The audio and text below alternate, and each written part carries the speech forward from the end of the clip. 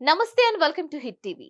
లోక్సభ ఎన్నికలు దగ్గర పడుతున్న నేపథ్యంలో భారతీయ జనతా పార్టీ మేనిఫెస్టోను ఆ పార్టీ అగ్ర నాయకత్వం సంకల్ప పత్రం పేరుతో విడుదల చేసింది.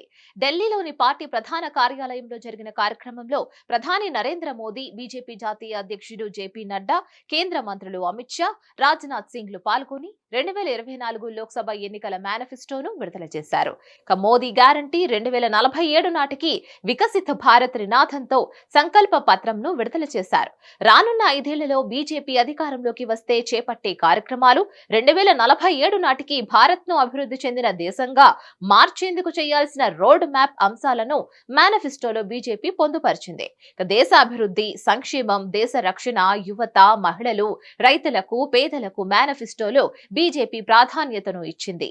మేనిఫెస్టో విడుదల కార్యక్రమంలో మాట్లాడిన జేపీ నడ్డా, ఇవాళ భారతరత్న డాక్టర్ బిఆర్ అంబేద్కర్ జయంతి అని, ఆయనకు నివాళులర్పిస్తున్నామని చెప్పారు. అంబేద్కర్ సామాజిక న్యాయం కోసం పోరాడారని, ఆయన చూపిన బాటలోనే బీజేపీ కూడా సామాజిక న్యాయం కోసం నిరంతరం కృషి చేస్తుందని తెలిపారు.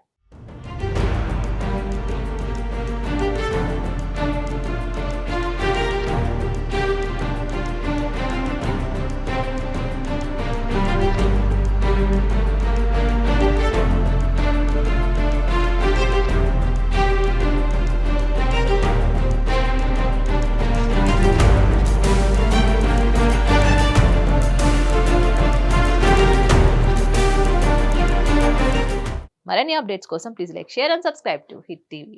సమస్య లేని ఇల్లు ఉండదు, పరిష్కారం లేని సమస్య ఉండదు. బంధాలు గొప్పవి, బాధలు చిన్నవి. మీ సమస్యని మేము పరిష్కరిస్తాం. రండి, మాట్లాడుకుందాం.